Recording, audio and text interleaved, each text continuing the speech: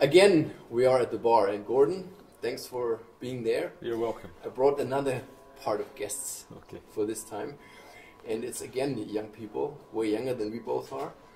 It's Rotaract, and happy to introduce you. Maybe you all introduce yourself. Okay, so yeah, hi, I'm Martin Ekelmann. I'm member of Rotaract Berlin International.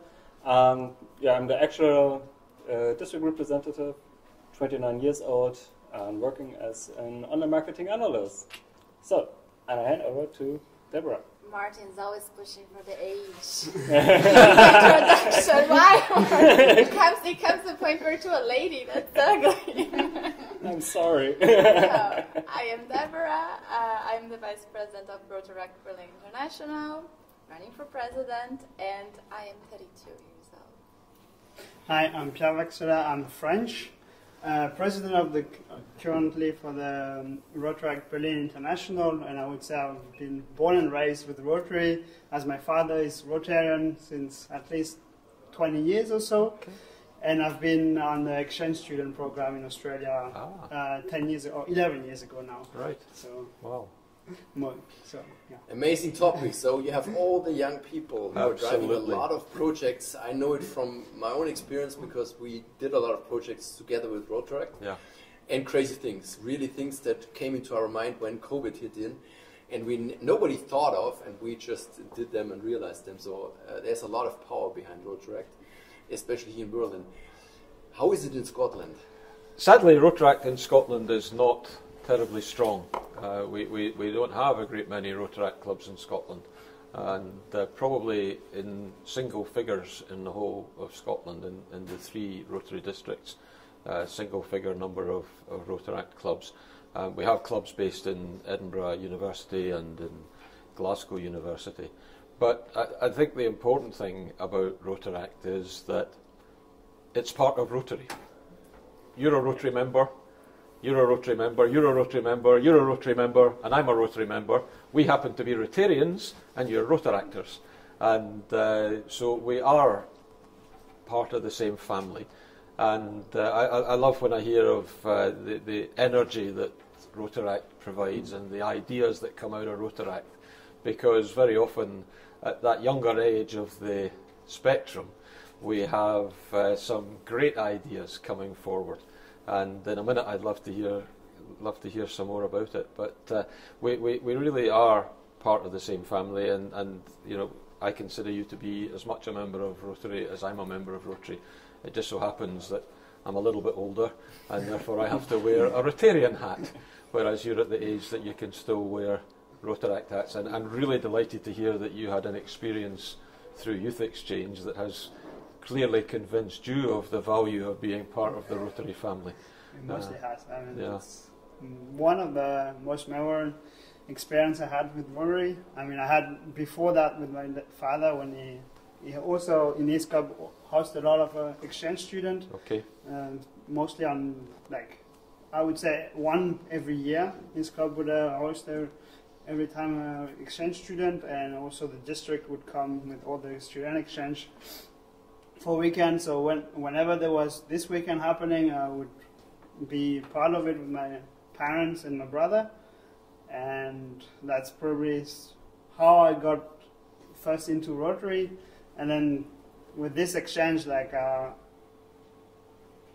wanted to give back what Rotary gave me. That's also one of the reasons why I joined Rotaract. I didn't had any ambition to become president 3 years after, but that's how things are, and I'm very grateful of the opportunity Rotary gave me in my life. Not only like speaking English, I mostly do it thanks to Rotary.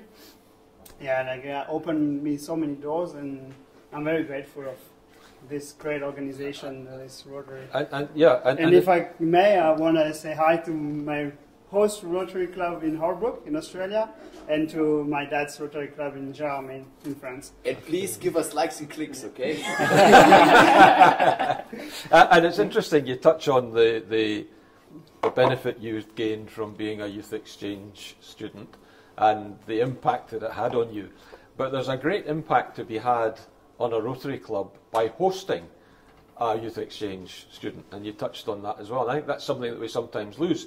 We talk about the benefit on the young person to go and have a year studying abroad, but when a young person comes to your Rotary Club and comes to your country to study, the impact that that has on that particular Rotary Club. And it's the same with global scholars as they are now through the Rotary Foundation, when people who are doing perhaps a postgraduate year in a university come from another country, and they come in and they are hosted by a Rotary Club. The benefit to that young person is great. They've had the chance to study a master's in another country, something like that. But the benefit to the Rotary Club is great as well, by being a host. And so any Rotary clubs that that are approached about hosting or are thinking about hosting, certainly encourage them to be involved in that programme and to gain the benefit of looking after a young person for 12 months in the case of you going to Australia, and 12 months in the case of a global grant scholar, or maybe even longer in the case of a postgraduate student studying in a university. It's a win-win. Everybody benefits from it. Martin, what questions does Rotaract has? I want to continue with this topic. So with coming as a young person to Rotary, now we were talking about the exchange programs, but I've heard you also joined Rotary in a very young age, I would say, with 26, 27 years old. Yeah.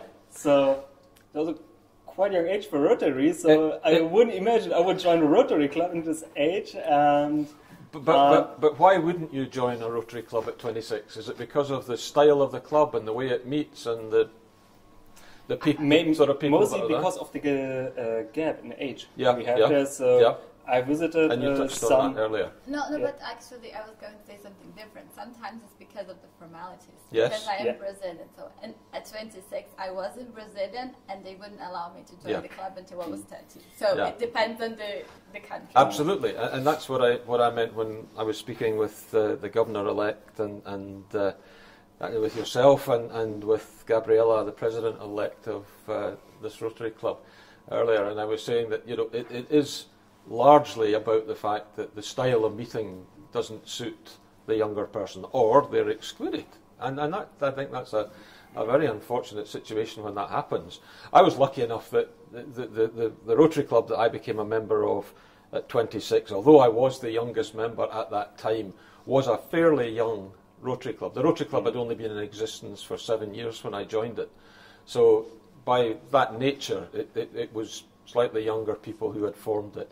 And not only were they not so old in mind, but they were certainly not old in actions. And some of the crazy things we did in the early years, we had a tridem, a bicycle that would take 3 people, and cycling from the very north of Scotland all the way down to where our club is, which was a distance of probably more than 200 miles. We did fairly early after I joined. I have a great love of French wine, and we did a Beaujolais Nouveau run down to Mâcon to collect some Beaujolais Nouveau in November. And at the same time, we had a group from the club went round all the distilleries in Scotland and collected bottles of whisky, and then we came back and had an auction to raise money for charities. And so these were the sort of things that a lot of other Rotary clubs in those days were looking down their noses at us for doing. But that was the sort of thing that got me hooked, and then the international aspect that I touched on earlier was what got me hooked. But one of the things I'm really trying to promote just now and over the next 2 years is the idea that if there's a group of young people who want to form a Rotary Club, they can be a Rotary Club. If you're coming out of Rotaract at the age of 30 or whatever, and you can't find a Rotary Club to be a member of, get a group of friends and become a Rotary Club. And I think in this area in particular, I think if that was happening next year, I get the feeling that your district governor to be, Jessica, would be very responsive and very... I heard about that. Very responsive and that was somehow the solution that happened in my town in Brazil. Because at the time we didn't have a Rotaract, so we created the Rotaract because of this gap of not coming. And the Rotary president at the time there was very, very supportive. Mm-hmm. Would it have been possible in Brazil to create a Rotary Club directly, not the Rotaract? Would it be allowed, or...? No, I think the Rotaract captured more the age gap. Okay. And we are a little tad bit more informal. But that's fine. Suits young professionals very well. Absolutely, but that's the whole point. We need to have different styles of club. We've all got the same focus. We've all got the same beliefs. We still have the same desire to be ethical in our business, which is a real core issue for Rotary, ethics in business. But we don't necessarily want to do it the way that our fathers or our grandfathers did it. We don't want to necessarily come along and have a president with a chain around his or her neck.